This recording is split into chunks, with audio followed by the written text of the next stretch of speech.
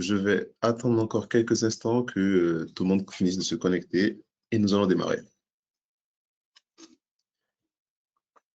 Bonjour à tous.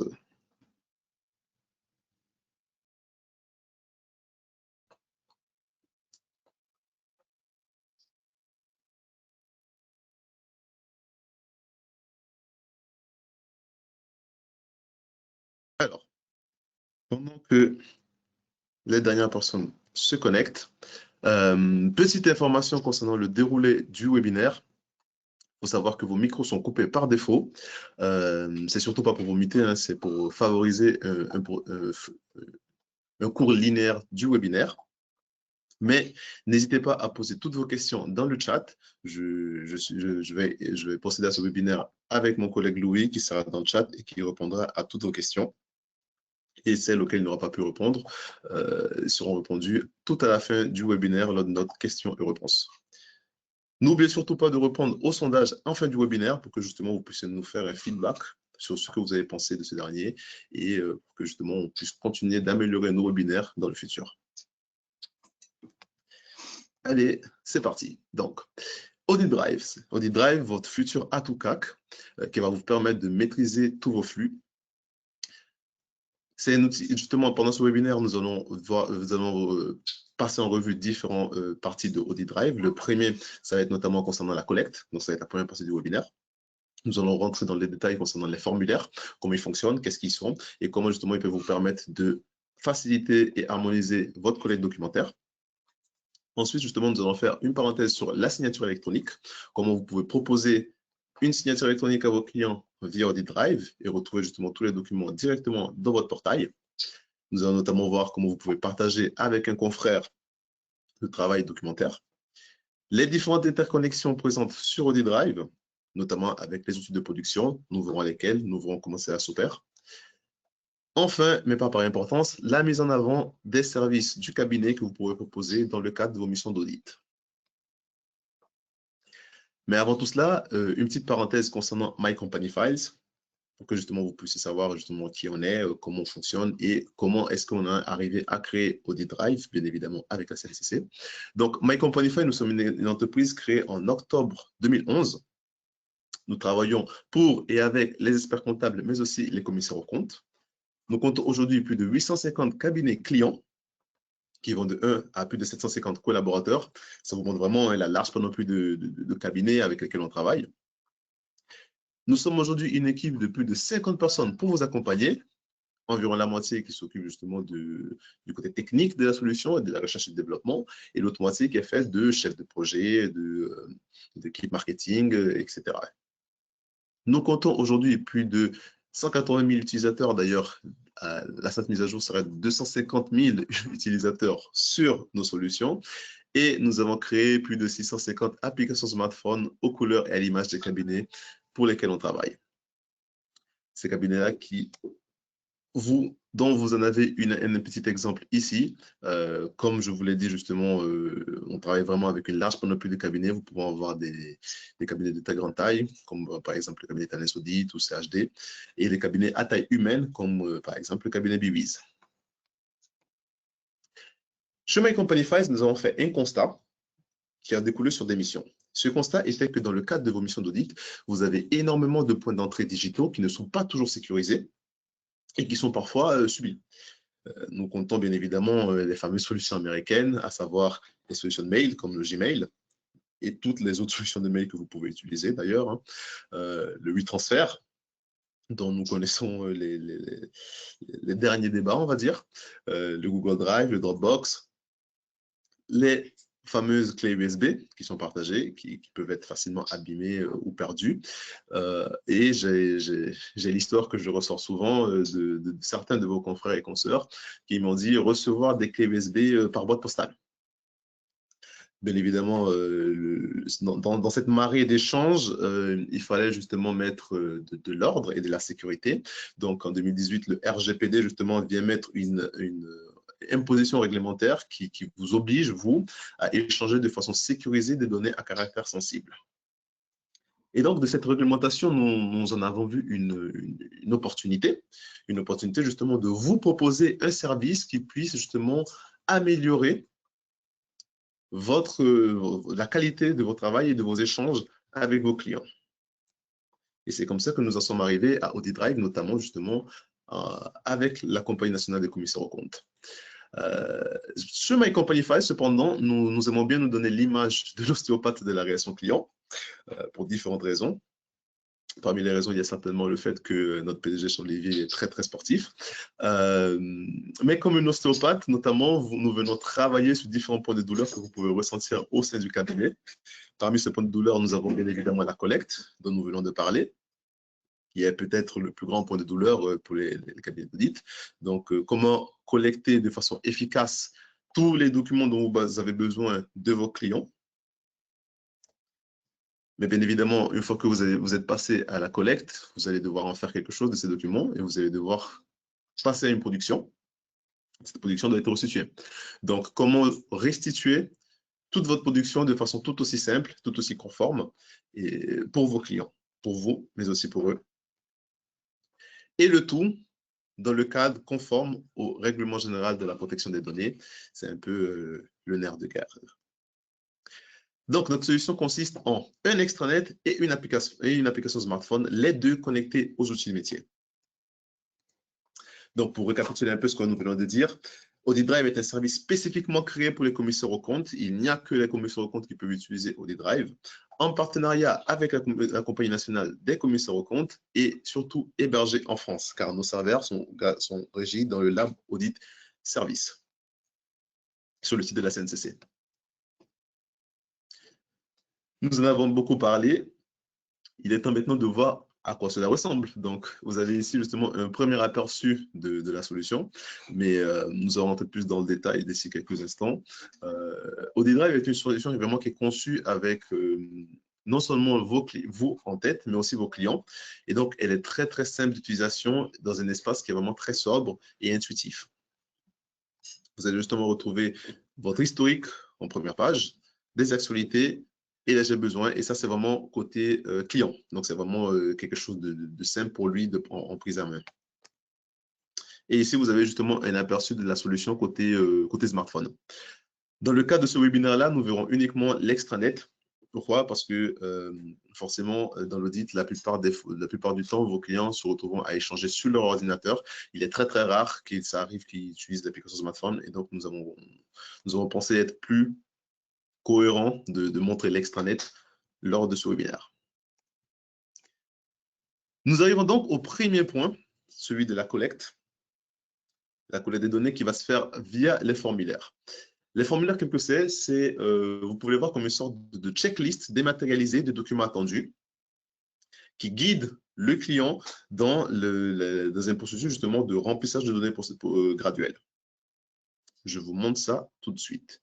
Alors, hop, donc, je suis client du cabinet. Ou plutôt, je suis membre du cabinet. Je suis par exemple le commissaire aux comptes. À l'occurrence, j'accède à ma plateforme Audit Drive et j'ai envie justement d'envoyer un formulaire à un client parce que j'ai besoin qu'il m'envoie des documents. Par exemple, admettons que ce soit dans le cas justement du démarrage d'une mission, j'ai besoin de différents documents. J'ai deux façons justement de récupérer ces derniers. Le premier est en allant directement sur le dossier du client. Comment je fais? Je vais juste là dans mes dossiers. Ici, je vais retrouver tous mes dossiers, donc finalement tous mes mandats. Je choisis le mandat en question, par exemple Victory. Hop. Et là, je vais avoir justement l'arborescence du mandat. Et je vais avoir différents onglets qui y sont associés. Celui des fichiers, bien évidemment, qui correspond à l'arborescence. Les permissions que nous allons voir dans quelques instants qui correspondent. L'activité pour savoir justement comment le client utilise la solution. La fiche de client qui est simplement un récapitulatif justement de votre fiche client, comme le nom l'indique, assez intuitif. Et je vais avoir mes échanges. Mes échanges vont correspondre à tous les formulaires qui ont été échangés avec le client en question. Si je veux lui envoyer un formulaire, je peux tout simplement aller sur formulaire disponible, je clique dessus et là, je vais devoir rentrer le nom du formulaire qui m'intéresse. Il y a différentes façons de le faire. Par exemple, si j'ai nommé de façon numérique les formulaires, je peux rentrer un chiffre et ça va me donner tous les formulaires qui correspondent à ce chiffre. Donc, par exemple, si je mets 2, je vais avoir tous les formulaires qui sont associés aux 2, 3, etc. Donc, si vous, par exemple, vous nommez vos formulaires de façon numérique, vous allez retrouver justement vous pourrez le retrouver justement de façon rapide comme ça. Je choisis le formulaire que je veux envoyer. Je choisis le contact qui est associé, le ou les, parce qu'il peut y en avoir plusieurs. À l'occurrence, il n'y en a qu'un seul. Et je vais même pouvoir paramétrer la date de relance. Parce qu'en effet, OdiDrive vous donne notamment la possibilité de relancer automatiquement vos clients dans le cas où ils auraient oublié de finir ou même de commencer le formulaire. Je peux choisir manuellement la date de la première relance, par exemple le 30. Et une fois que tout cela est fait, je n'ai qu'à valider et envoyer le formulaire. Et comme vous pouvez voir, le formulaire a été envoyé avec succès. Donc, vos clients vont recevoir un email lui disant « Vous avez reçu un formulaire de la part de votre commissaire au compte, veuillez procéder au nécessaire ». Il n'aura plus qu'à cliquer sur l'email qu'il a reçu, donc sur le petit lien qui sera présent dans l'email. Il sera renvoyé sur une page lui demandant de se connecter à OdiDrive et en entrant ses identifiants, il se retrouvera directement dans la page du formulaire. Mais comme je vous ai dit, vous avez plusieurs façons d'envoyer un formulaire. Ça, c'est la première. La deuxième est en allant directement sur le petit bouton ici, créer, et ensuite envoyer un formulaire. En faisant cela, justement, vous allez vous retrouver ici avec toute la liste de vos formulaires. C'est notamment à travers cet onglet que vous pouvez créer de nouveaux formulaires. En cliquant juste ici, créer un formulaire, et vous aurez la possibilité justement de créer vos propres formulaires. Et en revenant ici, je peux choisir le même formulaire que j'ai choisi tout à l'heure, donc liste des éléments requis pour le démarrage de la mission. Je clique dessus. J'ai un visuel justement du formulaire, donc un visuel préalable de ça peut ressemble avec toutes les différentes questions et différents onglets. Et bien évidemment, je peux les modifier. Donc, je peux supprimer par exemple une question que je trouve pas utile ou dont je dispose déjà des éléments. Je peux notamment en ajouter d'autres s'il y a des questions manquantes. En ajouter un onglet, une section ou même une question spécifique. Donc, une zone de texte avec un texte que votre client remplirait. Pardon, une date, un nombre qui peut correspondre à un chiffre, un prix, un choix unique ou un choix multiple, une question conditionnelle, un dépôt de fichier, si vous aurez besoin justement d'un fichier, ou une liste de documents manquants. Une fois que j'ai terminé, je peux soit enregistrer pour que mes modifications soient permanentes, soit envoyer pour qu'elles soient temporaires, du coup qu'elles soient associées uniquement à cet endroit.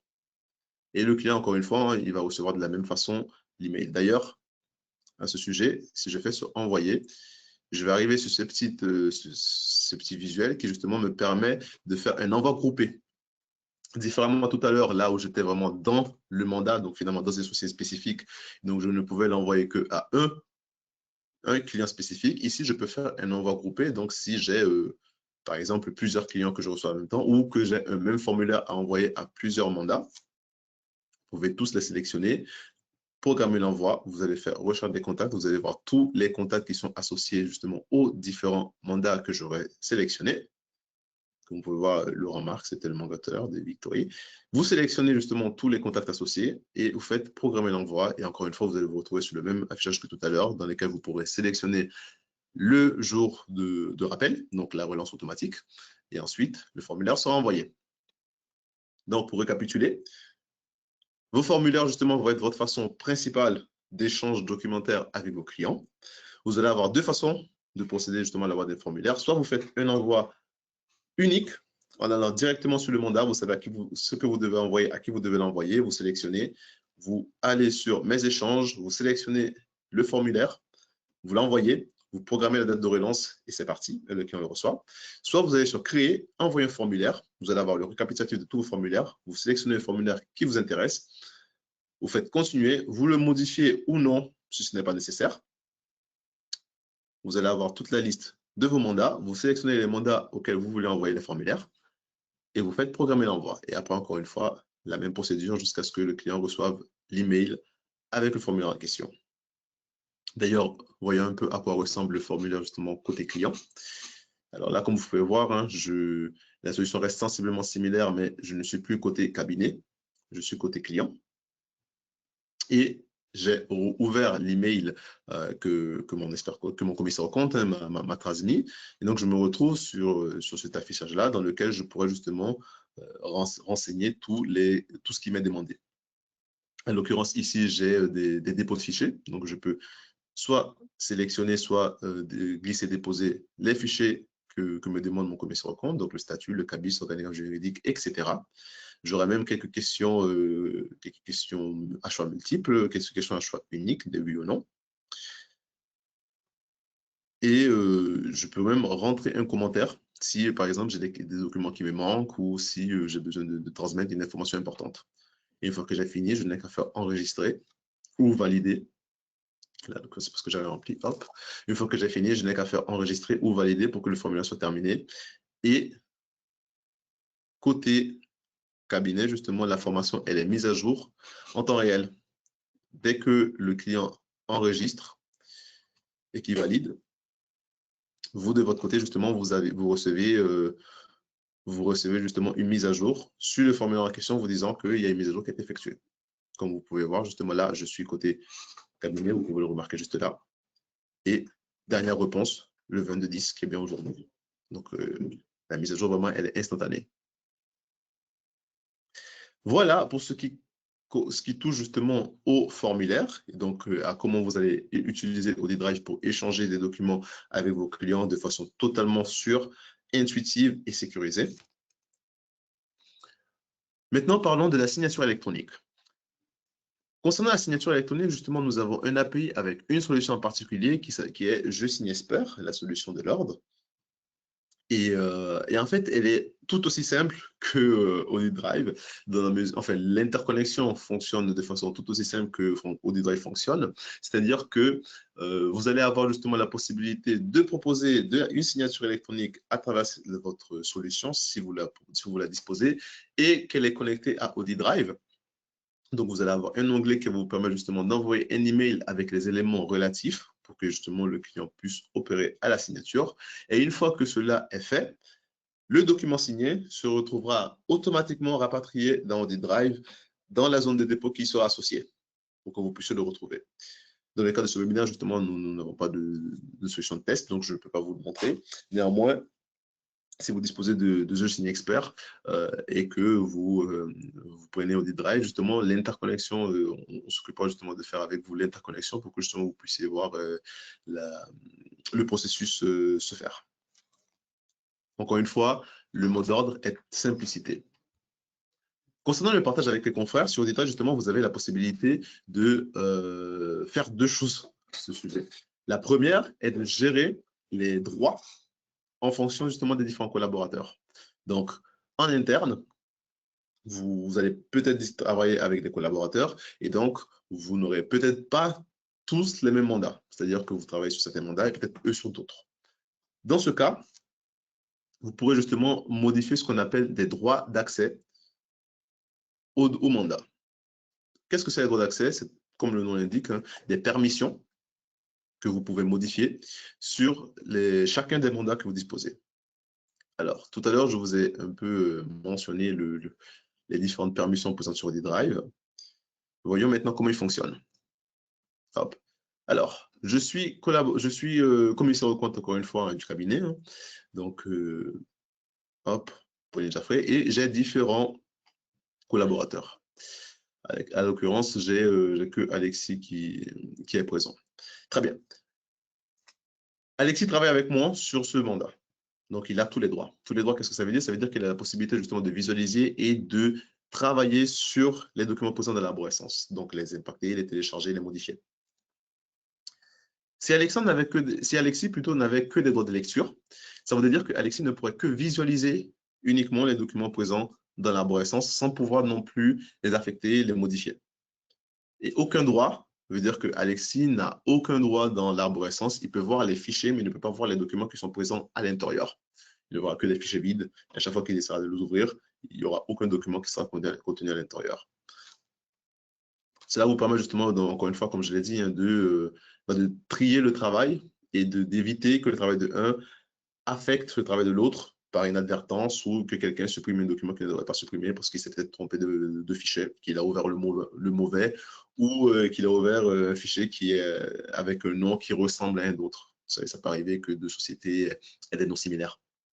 Donc, pour éviter justement tout type d'erreur là-dessus, il existe justement ce paramétrage des permissions.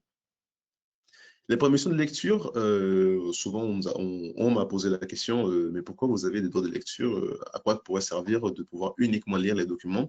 Eh bien, ça peut servir par exemple dans le cas où vous seriez en train de travailler avec un confrère ou une consoeur qui ne fait pas partie de votre cabinet.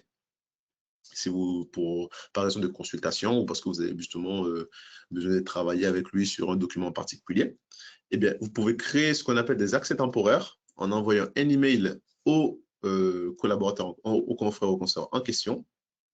Vous rentrez simplement son email ici. Nom, prénom initial pour pouvoir le retrouver rapidement car l'accès temporaire peut être enregistré. Date d'expiration, cette date d'expiration, elle est extrêmement importante car c'est elle qui va déterminer jusqu'à quand la personne aura accès à la solution. Donc, par exemple, vous pouvez mettre jusqu'à décembre, jusqu'au 31 décembre 2025. Et en faisant créer, un email est envoyé à la personne en question, justement, pour qu'elle puisse créer son mot de passe et elle sera considérée par la solution comme un collaborateur quelconque d'Audi Drive. Vous pourrez justement gérer tous ces paramétrages, taux d'accès, etc. jusqu'au 31/12/2025, date à laquelle son compte sera terminé. Sera terminé, mais enregistré. C'est-à-dire que si vous voudrez justement retravailler avec la personne, vous n'aurez tout simplement qu'à la resélectionner uniquement parmi les accès temporaires préexistants pour qu'ils reçoivent encore une fois une autre invitation avec un compte qui sera encore une fois actif jusqu'à la date que vous aurez choisi comme date d'expiration. Voilà comment justement Audi Drive vous permet de travailler avec des confrères ou des consoeurs en paramétrant justement tous les accès qu'ils peuvent avoir dans chaque mandat. Les interconnexions de Audi Drive. Nous avons déjà vu quelles sont les interconnexions côté signature électronique. Maintenant, regardons du côté de la production. Nous avons deux grandes interconnexions en termes de production d'audit sur Audi Drive. La première avec Revisaudit, la deuxième avec Acropole. Néanmoins, les deux fonctionnent de façon sensiblement similaire, hein, si ce n'est identique. C'est-à-dire qu'une fois le paramétrage effectué, nous avons une connexion API avec ces deux solutions, ce qui veut dire qu'à travers un bouton, vous pouvez transférer votre collecte d'Audi Drive dans Revisaudit automatiquement sans avoir à alimenter manuellement les fichiers pour que vous puissiez justement travailler dessus de façon aisée. Et une fois que cela est fait, vous pouvez transférer, faire la démarche inverse, finalement, donc transférer votre production de Revisaudit dans Audit Drive, dans la zone de dépôt de vos clients pour qu'ils puissent le retrouver. Cela vaut aussi pour Acropole. Transfert de la collecte d'Audit Drive vers Acropole. Vous effectuez votre travail dans Acropole et une fois que cela est fait, via un simple bouton, transfert de votre production dans Audit Drive, dans une zone de dépôt qui sera associée pour que le client puisse se retrouver de façon totalement simple. La mise en avant des services du cabinet. Alors, concernant la mise en avant, justement, Audit Drive vous permet de mettre, encore une fois, de mettre en affiche tous ces différents services que vous pouvez disposer au sein du cabinet et que vos clients, très souvent, méconnaissent ou connaissent approximativement via ce que nous appelons les j'ai besoin. Donc, il y a différents onglets. Hein. J'ai besoin, ils pourront bien évidemment être personnalisés avec vous. Vous pouvez, par exemple, mettre j'ai besoin d'un diagnostic RSE, j'ai besoin d'un diagnostic de risque cyber, j'ai besoin d'un diagnostic RGPD et j'ai besoin d'un examen de conformité fiscale. Vous vous en doutez, hein, ces exemples-là n'ont pas pris au hasard. Ils correspondent tous à des services que la CNCC propose déjà dans le labo de service. Donc, je vous invite d'ailleurs à aller les consulter si vous ne l'avez pas déjà fait, car justement, ce sont des services extrêmement intéressants qui peuvent vous permettre justement d'augmenter la panoplie de services que vous pouvez proposer et encore une fois, donc, d'augmenter la valeur perçue du cabinet auprès de vos clients à travers Diag RSE, à travers Cyber Audit, à travers RGPD Audit ou Tax Audit. Et comment est-ce que comment votre client le retrouve sur son espace? Eh bien, c'est très simple. Nous sommes ici sur l'espace client. Donc, c'est vraiment la page d'accueil qu'il trouve quand il se connecte sur Audit Drive. Et donc, comme vous pouvez le voir, juste à droite, j'ai besoin et il trouve directement tous ces services-là. Donc, c'est vraiment quelque chose qui est toujours mis à portée d'œil, qui est directement mis à disposition et sur lequel il peut cliquer en un clin d'œil dès qu'il a besoin de quelque chose. C'est vraiment pour que vous puissiez garder justement ce contact-là et qu'il puisse vous voir dès qu'il a un besoin concernant une mission que vous pouvez déjà proposer. Et comment ça se passe? Tout simplement, on clique sur une mission, par exemple, d'un diagnostic RSE. Il remplit un descriptif, il valide et vous recevez justement un email vous disant que tel client a besoin d'un accompagnement sur telle mission et vous n'aurez plus qu'à prendre rendez-vous et à partir de là, justement, vous avez terminé une vente additionnelle justement auprès de vos clients. Pour terminer, mais pas par importance, bien évidemment, vous avez la mise en avant des services via les pop-up. Les pop-up, qu'est-ce que c'est? Les pop-up, justement, c'est des messages qui apparaissent dès la première connexion sur la solution. Là, vous n'en avez pas vu parce que justement, j'avais déjà préparé la chose et donc j'avais déjà mis en place les solutions. J'étais déjà rentré. Mais dès que vos clients rentreront pour la première fois dans leur solution, chaque jour, ou même à chaque reconnexion, ils recevront un pop-up que vous aurez déjà paramétré par vous-même hein, et qui va transmettre des informations importantes du cabinet. Ces informations peuvent être concernant une fermeture temporaire du cabinet pour raison de fête, par exemple, fermé du 24 décembre au 1er janvier pour fête. Ça peut être un nouveau service. Oui, nous proposons à partir de maintenant un examen de conformité fiscale, donc si vous en avez besoin, n'hésitez pas. Ça peut être une information de tout type différent, un nouveau collaborateur, peu importe. C'est vraiment un moyen de transmission de l'information massive à tous vos clients. Et d'ailleurs, je vais vous montrer comment est-ce que vous pouvez paramétrer d'ailleurs vous-même vos pop-up. Là, je suis de nouveau au côté cabinet. Et information très importante, je suis notamment administrateur de la solution. Donc, j'ai vraiment la possibilité hein, de modifier de modifier justement toutes les parties de la solution, à savoir les gestions de paramétrage, les gestions de droits d'accès, etc. Et si je vais sur communication, gérer les pop-up d'accueil, et là, je vais pouvoir justement gérer les pop-up que j'ai déjà créés, en créer des nouveaux, en supprimer des anciens, ou en modifier certains que j'avais déjà créés par le passé, pour tout simplement les remettre à jour. Ou si j'en avais un avec un modèle que je souhaite réutiliser pour un nouveau pop-up qui est similaire, eh bien, je n'ai qu'à le prendre, le modifier, le remettre à jour, et ensuite l'utiliser justement pour que les clients puissent être informés. Donc, les pop-up, c'est vraiment un moyen de communication massive avec vos clientèles.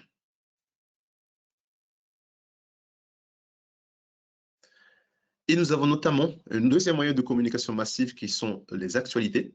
Les actualités, ça va être vraiment relié à soit une revue de presse auquel vous êtes inscrit. Je pense aux EFL, je pense à la revue fiduciaire et tous les autres types de revues auxquelles vous pouvez être inscrit. Soit à votre newsletter interne, si vous en disposez une et que vous la mettez à disposition de vos clients. On peut la brancher directement de la solution pour faire en sorte que les clients y reçoivent sur la solution de l'actualité, d'un contenu que vous trouvez être pertinent dans le cadre de son activité ou d'un contenu que vous souhaitez lui mettre à disposition de façon journalière, hebdomadaire, de la façon dont vous avez choisi, ou même mensuelle. Et donc, voilà, nous avons fait justement le tour de Audit Drive et des fonctionnalités principales concernant la solution.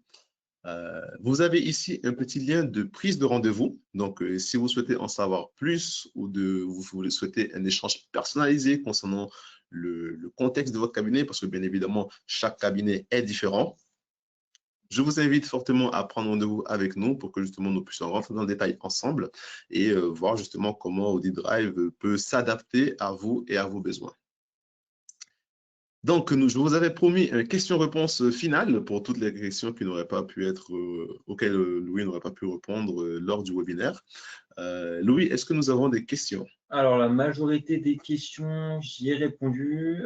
J'ai eu pas mal de demandes aussi par rapport au replay du webinaire. D'accord. Je vais le recevoir. Le replay du webinaire vous sera envoyé directement par mail à la fin de ce webinaire. Donc, dès que on mettra fin, faut compter quelques heures, hein, mais vous recevrez le replay directement par mail. Donc, soyez attentifs à votre boîte mail et vous allez recevoir incessamment sous peu. Il y a une question aussi à laquelle je n'ai pas encore répondu. C'est Amandine qui la pose. Donc, s'il y a des gestions temporaires, des comptes temporaires qui peuvent être créés sur la solution. En effet, vous avez justement la possibilité de créer des comptes temporaires sur Audit Drive. Encore une fois, hein, je vous avais déjà montré une première partie pour tout ce qui est externe au cabinet via les accès temporaires qui sont extérieurs et notamment même en interne, vous pouvez créer des comptes que vous pouvez par la suite justement supprimer et gérer en fonction justement de la temporalité que ce compte a besoin de rester sur la solution. Et j'ai Mathias qui demande, parce qu'il est arrivé en cours de webinaire, si on est connecté à Je Signe Expert ou non, de la signature électronique. Absolument, absolument. Nous sommes connectés à Je Signe Expert pour la signature électronique, en API d'ailleurs. Donc, vous aurez la possibilité de faire signer des clients, électroniquement des documents à vos clients et de les retrouver rapatriés dans une zone de dépôt qui sera dédiée dans Audit Drive. Tac, je vais avoir une nouvelle question au niveau du coût. Au niveau du coût, si c'est le sujet, je vous invite notamment à prendre rendez-vous avec nous et on verra tout ça justement lors de rendez-vous personnalisés parce que c'est pas quelque chose c'est quelque chose plutôt qui varie notamment en fonction de la taille du cabinet. Donc, ce n'est pas standardisé, on n'a pas un prix public. Donc, pour tout ce qui est question de coût, prenez rendez-vous avec nous et nous échangerons de tout ça lors d'un rendez-vous en visio.